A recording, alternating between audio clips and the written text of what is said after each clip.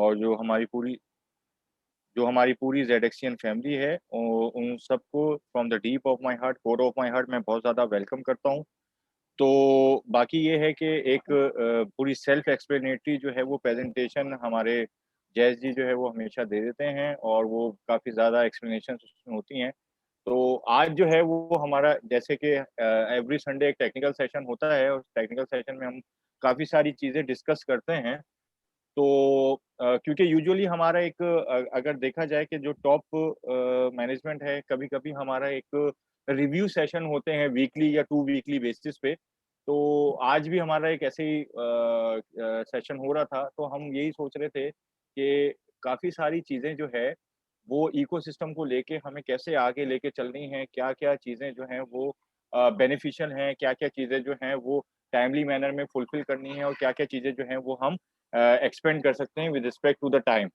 तो काफ़ी सारी चीज़ें हमारी डिस्कस होती हैं, काफ़ी सारी चीज़ें हम लेकर आगे जाने के लिए जो है वो अपने स्वॉट एनालिसिस करते हैं, जो उसमें हमारी जो कहा जाता है वीकनेसेस हैं, जो हमारे जो थ्रेट्स हैं और जो हमारी स्पेशलिटीज़ हैं, जो हमारे बेनिफिट्स हैं, तो ये सारे एक एक एनालिसिस हम करते भी हैं।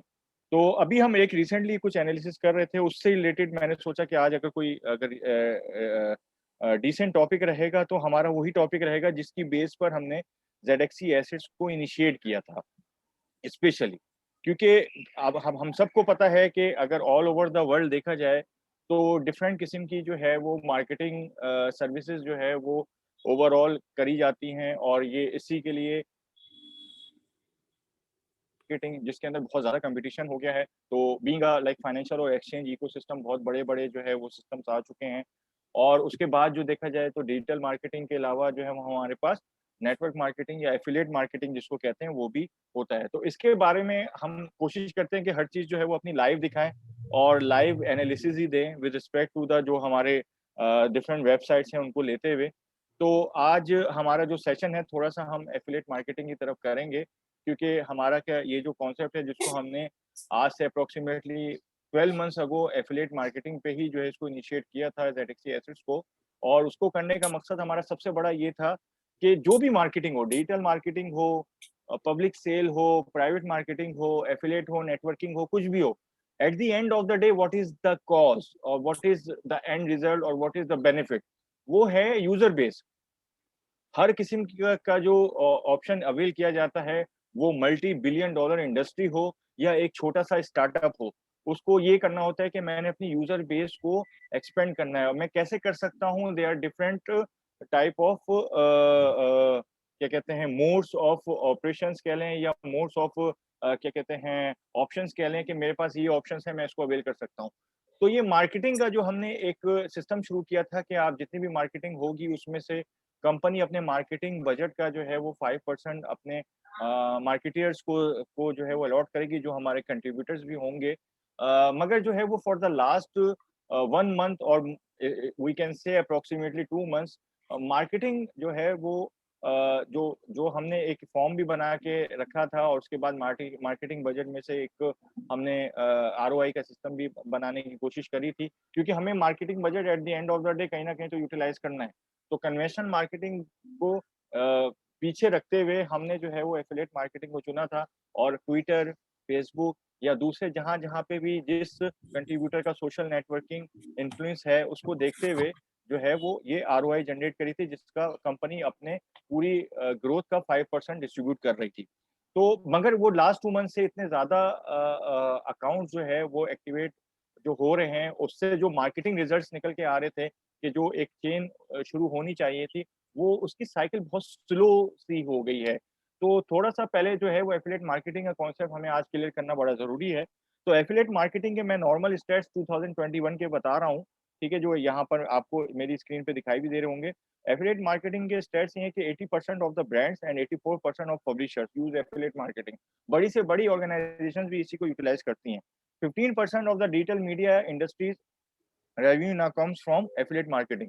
और ये मैं लाइव दिखा रहा हूँ आपको यहाँ पे डिफरेंट जो है वो आपको वेबसाइट्स भी नज़र आएँगी जिससे जो है वो आपको अंदाज़ा हो जाएगा कि मेरे स्टेट्स नहीं है, ये थर्ड पार्टी के स्टेट्स हैं। और यूएस और कनाडा में चलें ठीक है वहाँ पे हमारा इतना नहीं है but 16% of all ecommerce sales including मैं आपको बता देता हूँ कि अमेज़न की भी बहुत सारी सेल्स जो हैं वो इसी मार्केटिंग नेटवर्क से जो है वो जनरेट होती हैं। और उसकी वजह ये है कि वो एक तो एडवर्टाइज़मेंट में क ख वो करते हैं, कन्वेंशनल मार्केटिंग में बहुत ज़्यादा वो क्या कहते हैं अपने क्या एक्सपेंसेस करते हैं। इसके अलावा उनका एक पूरा का पूरा ये भी एक फ्रेमवर्क है, जिसके अंदर जो है वो हर रेफरल प्रोग्राम में जो है वो आपको रेवेन्यू जनरेशन होती है यूएस और कनाडा में। तो ये थोड़े से जो स्टेट्स हैं वो बताना ज़रूरी थे। उसके बाद वो रीज़न्स क्या हैं? मतलब हम क्यों करें?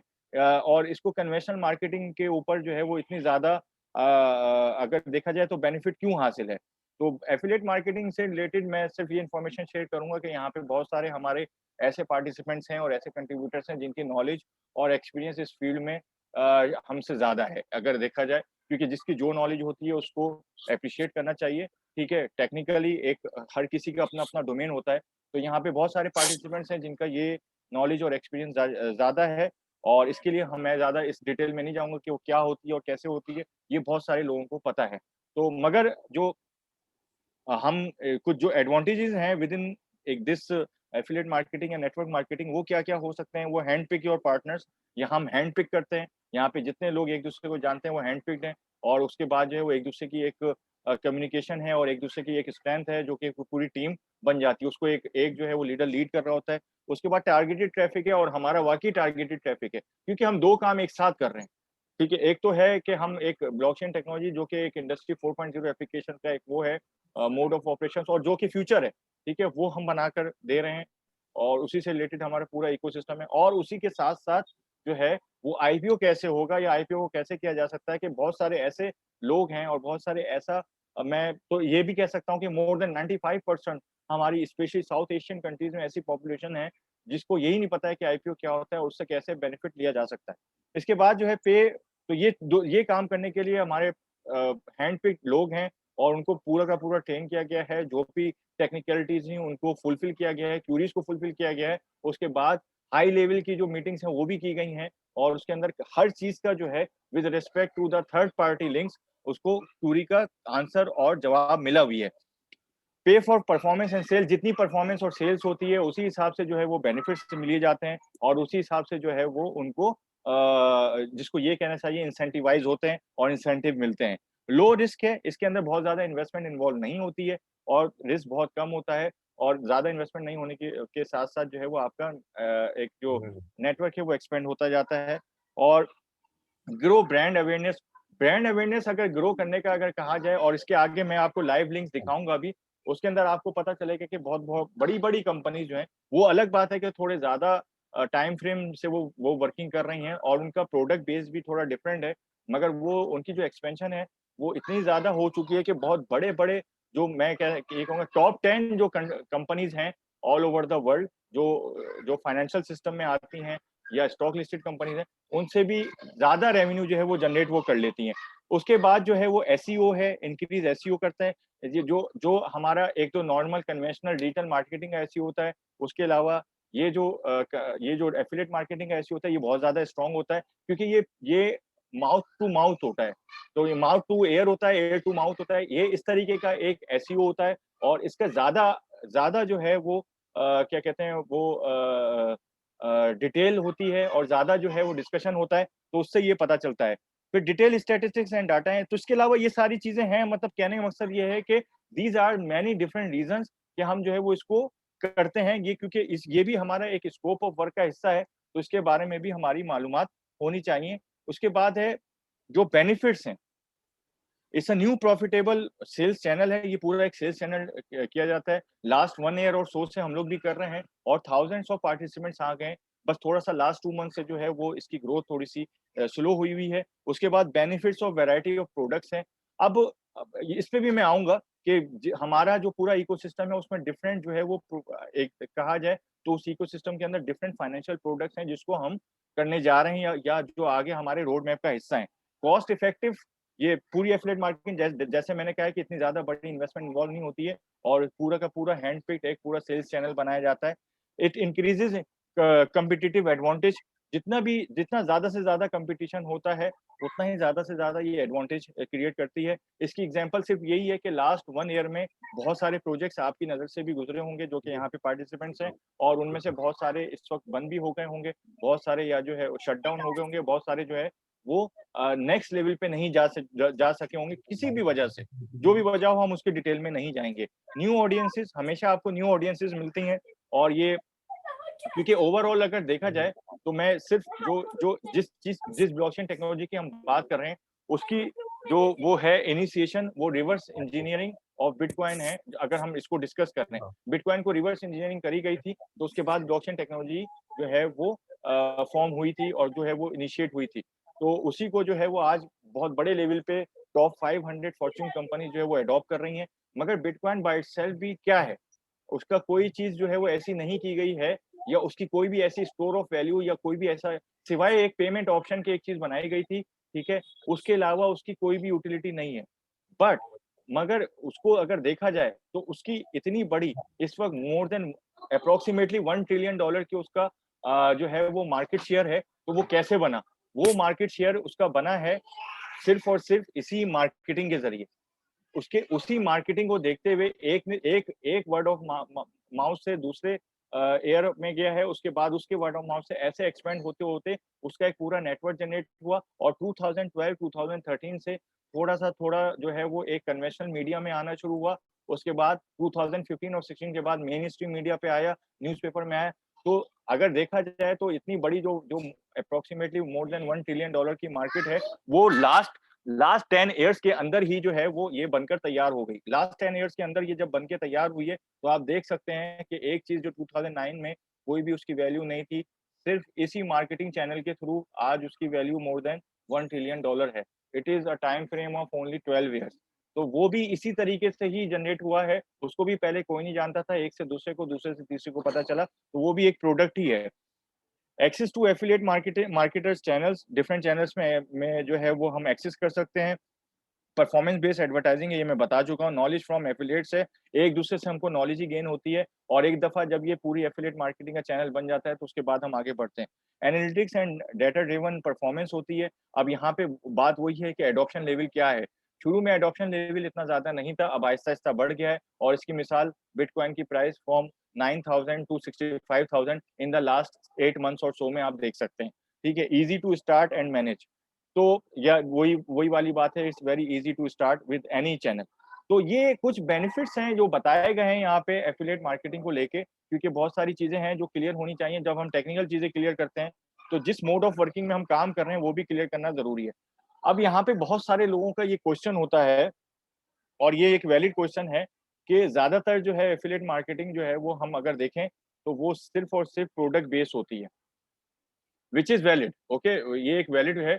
मगर at the end of the day ZXC ecosystem भी प्रोडक्ट बेस ही है, क्योंकि वो एक अलग बात है कि वो एक फाइनेंशियल प्रोडक्ट बना रहा है। फाइनेंशियल प्रोडक्ट में आपका एक्सचेंज आ गया, फाइनेंस के ऑपरेशंस आ गए, और उसी से रिलेटेड फर्दर जो रोड मैप का हिस्सा बनने जा रहे हैं, एक्सचेंज के अंदर ही वो भी आ गए, ऑपरेशन आ गए। तो इन सबको देखते हुए यहाँ पे मैंने एक एग्जांपल लेने की कोशिश करी है, कि सबसे ज़्यादा जो इस वक़्त नेटवर्क मार्केटिंग है वो न्यूट्रिशन, ब्यूटी और होम प्रोडक्ट्स में हो रही है, और हेल्थ के प्रोडक्ट्स हैं। ये टॉप 4 हैं जिनमें ज़्यादा हो रही है, और इनका जो फ्रेम है वो बिलियंस ऑफ डॉलर्स में है। मतलब बिलियंस ऑफ डॉलर्स का मतलब ये है कि 50 और 60 बिलियन डॉलर से भी ऊपर की एक इंडस्ट्री ये बन गई है थ्रू दिस नेटवर्क मार्केटिंग। मगर इसके अंदर फाइनेंशियल है, क्योंकि जो ये किया जाता है कि ये फाइनेंशियल है या इन्वेस्टमेंट बेस्ड प्रोडक्ट है, तो वो भी यहाँ पर है, और उसकी एग्जांपल मैं आपको दूँगा यहाँ पर, प्राइमेर का।